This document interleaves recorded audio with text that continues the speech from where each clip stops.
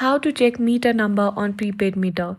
Hello everyone, welcome back to our channel. In today's video, I'll show you how to check the meter number on your prepaid meter. This is especially useful if you have lost your card, moved into a new apartment, or if your friends need your help. So let's get started. First, head over to your prepaid number. Now, to check your meter number, simply enter the code 100 on your keyboard. After entering the code, press the red button to continue. And there you have it, the prepaid meter number is displayed on the screen. For example, 4570225599 is the prepaid number over here.